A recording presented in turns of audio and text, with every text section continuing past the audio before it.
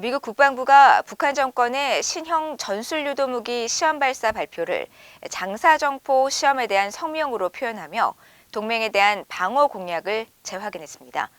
전문가들은 한국을 겨냥한 전술핵 개발 위협을 노골화하는 행태라고 지적하면서도 북한의 전술핵 탑재 능력에 대해서는 의구심을 나타냈습니다.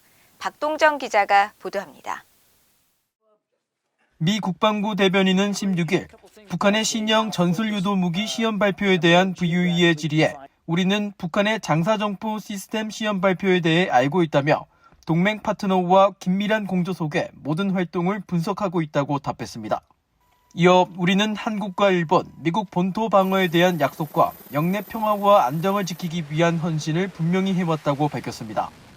북한은 앞서 16일 김정은 국무위원장의 참관 아래 신형 전술유도 무기를 시험 발사했다고 밝혔으며 한국합동참모본부도 북한이 16일 오후 6시쯤 함흥 일대에서 동해상으로 발사한 발사체 2발을 포착했다고 다음날 밝혔습니다. 북한의 이번 미사일 발사는 지난달 24일 대륙간 탄도미사일 ICBM 발사 이후 올해 들어 13번째인데 한국의 전문가들은 이번 무기 체계가 서울 수도권 공격을 염두에 둔 소형화한 단거리 탄도미사일 개발의 일환으로 분석했습니다.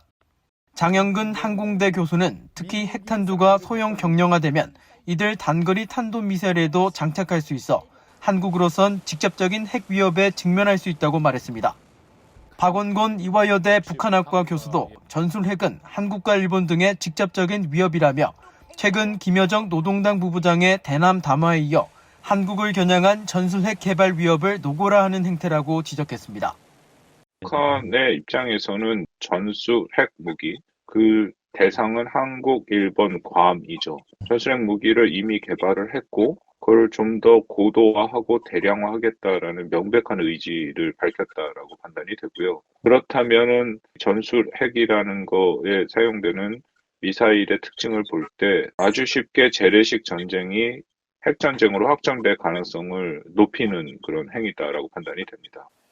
민간 연구기관인 한국국방안보포럼의 신종우 사무국장은 북한의 발사체가 외형상 북한판 이스칸데르 KN-23과 유사해 4개의 발사관을 갖춘 이동식 발사 차량에서 발사할 수 있도록 KN-23을 축소 개량했을 가능성이 있다고 말했습니다. 신 국장은 그러나 북한의 핵탄두 소형화와 경량화 관련 현재 기술 수준을 감안할 때 이번 발사체는 전술핵 탑재에 아직 적합하지 않다고 분석했습니다. KN-5 같은 경우는 탄두 중량이 400kg 정도 되는 미사일로 알려져 있거든요.